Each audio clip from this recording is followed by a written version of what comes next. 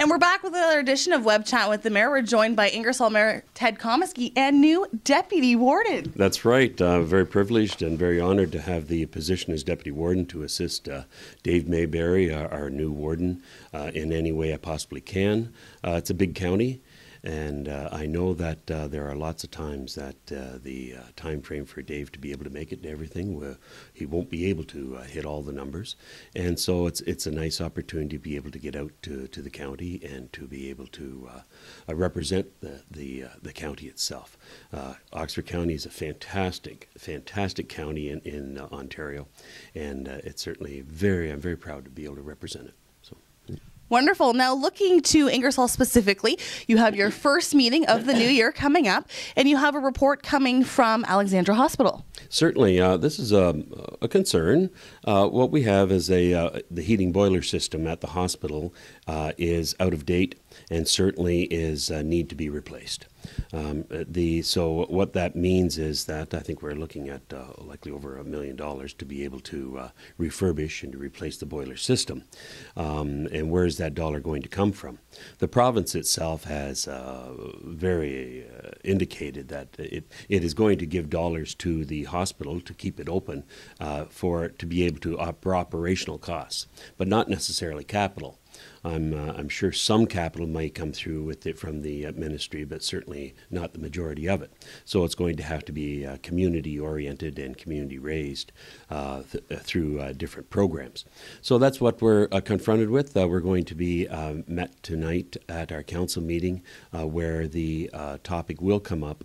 Where there is delegation from Alexandra Hospital Board to be able to bring to us the seriousness of the situation and also inform us on what direction the best thing is for Ingersoll to go in to be able to raise the funds to make it possible to replace the boiler system. Now, another item on the agenda is something that you've seen in past agendas, the Carnegie Building. Oh, yes. It's a situation where the building itself is not up to standards as far as any accessibility is concerned whatsoever. So what do you do with the building? And it's a size that was phenomenally useful for a library at the time. But still there wasn't accessibility for it. And it has outgrown its usefulness as a town building. So now we are left to say this is a historical building. What do you do with them? What do all the libraries in the small towns that no longer can use these? What do we do with them? Certainly, architectural wise, it's unique. It has some history to it, certainly, about its birth and everything else and how it came to be. But now, as far as usefulness goes and the cost to the town, where do you go with it? To put a phenomenal amount of money, of taxpayers' money, into it to bring it up to standards and then not have a use for it is a waste of taxpayers' dollars, in my opinion. Just my opinion, because it has not met council or been agreed with on council the direction to go in. It'd be nice if there was certainly the public or someone out there that could use the building, that would find a need for it and would like to pursue or do something with the building. So tonight, there's going to be a delegation coming to council, and certainly we're hoping that there's some insight or some thoughts or ideas going to be presented on how to help us make the decision on just what to do with the building. We're certainly not in the direction of destroying it. But we also have to understand our responsibilities as far as putting dollars into something that we don't have a use for. So that's we're in a dilemma in that case. We don't want to interfere with anyone who would find a purpose for it. We could work something out to make it work for them. That'd be terrific. Now, switching gears a little bit, it is now 2015. What can we expect from the town of Ingersoll in this coming year? Oh, great things. Always great things. The town is, it's exciting. I guess on industrial-wise, it's one thing to say that we do not have an empty plant in town.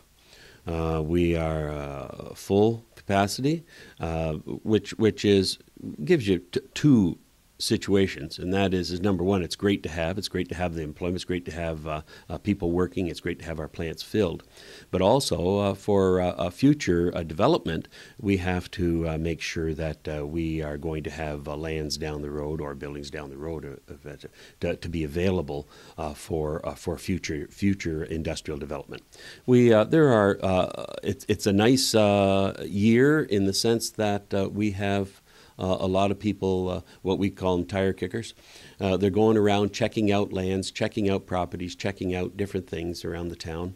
And hopefully one of these will click and one of these will hit home, and we'll be able to move on with some of the industrial land we do have available. And then the next step is to talk with our neighbors, that being Southwest Oxford and the municipality of Zora, and to be able to expand our boundaries so that we can not only make land available, further land available for industrial, but also land available for residential down the road. And also with the new year comes a new budget. Any indication at this point where you stand ahead of budget deliberations? No. We're just actually the departments are just pretty well bringing in their budgets now, and we're going to have our first meeting coming up very shortly where we're going to be able to look at each individual department and see where it stands with the new year. We have certainly some positive directions to it. Certainly our OPP costs are going to be down from what they were, but also the OMPF, which is the Ontario Municipal Partnership Fund, they just announced to us that they are cutting back on giving us money from the government to the tune of about $140,000. So that's going to hurt us. So another $140,000 has to come from someplace else.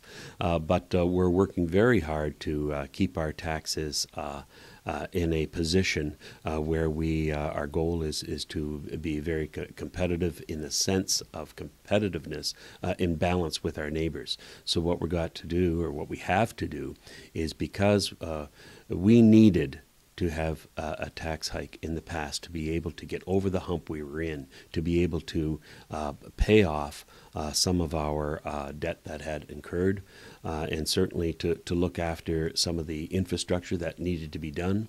Now it is time to reflect, look back, and say, okay, fine, where do we stand now? How do we get our tax levy back into a position where we can be very proud and very happy that where we stand in Ingersoll?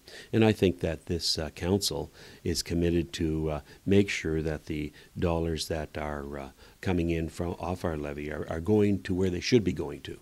And that we're not frivolously taking any dollars and wasting them in any way, shape, or form. So what we have to do is make sure that the levy, where it sits, is consistent, and it is strong, and it looks after our capital and infrastructure.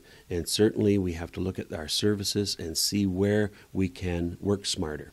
Not reduce, but work smarter, and see if we can't reduce our costs in some of our services and bring our levy under control and keep it as low as possible.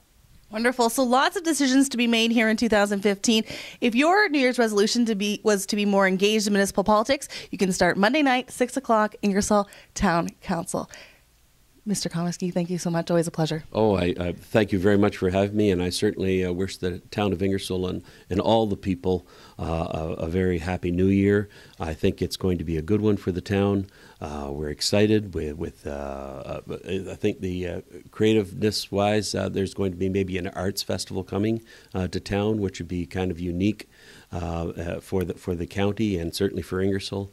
And I think that it's onward and upward. God bless, and take care, and have a great New Year.